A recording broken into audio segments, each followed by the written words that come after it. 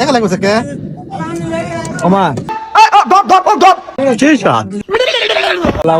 আছি ভাই খুঁজে ফেলেছি খাইনি তো সুটিয়ে লাল করে দেবো নোংরা আমি বার করে দেবো। গত 2-3 দিন ধরে আলুর ঘাটি খাইনি, আমার পেট পচা, মানে পেটের সেই গ্যাস। আমার লাল পড়া দিবে আলুর ঘাটির কথা শুনলে পেট পচা হোক আর পেটের গ্যাস হোক উড়ে আমি দেখবো না। আয়োজন করছে মানে আমি চল যাবো, দাওয়াত দিলেই কি না দিলেই কি, ইফতারের সময় ওজার জন্য আবার খেয়ে দাওয়াত লাগে নাকি করতু। ঠিক আছে যাই হোক, একদল আগে গেছে, আমরা এটা যাত্রী 3 জন কবজি ডুবে আবার সামু। ভিডিওটা শেষ পর্যন্ত দেখতে থাকো আর ভিডিও কমেন্ট করো কুটে কুটে আলুর ঘাটি হচ্ছে সাবার করে আসবো। এগুলা হচ্ছে সব রোজাদার ব্যক্তি ইফতারের জন্য রওনা দিছে। যাক, আল্লাহ যেন আমার ইফতার কবুল করে, রোজাটা কবুল করে। আমি চিনতে পারছি না কোথায় আসলাম।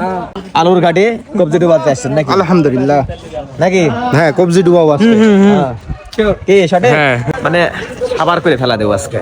আসলে বাগমারার ঐতিহ্যবাহী খাবার হচ্ছে আলুর ঘাটি, তো যে যেখান থেকে পারছে চলে আসছে, দাওয়াত দিলেও আসবে না দিলে আসবে আমার মতো। আপনি একটু মানুষ বেশি হয়ে গেছেন। আই দে ধান মেখে পাইলে ডাবর ভরে খাবে রে, ডাবর ভরে খাবে নাকি বড় ভাই? কেমন এটা কিসের শরবত দিল? গুড়ের। মিষ্টি হবে নি তো? দেখা লাগবে কে ওমা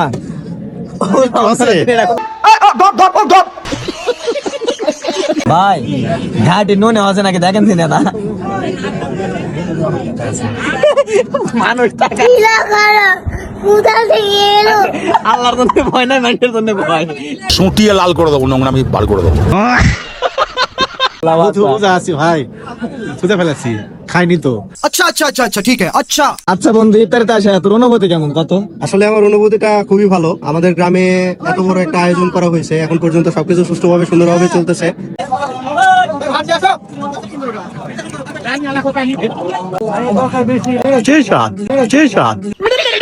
আলহামদুলিল্লাহ, কবজি ডুবা খাওয়া পারিনি, মানে পেটত মেলা গ্যাস।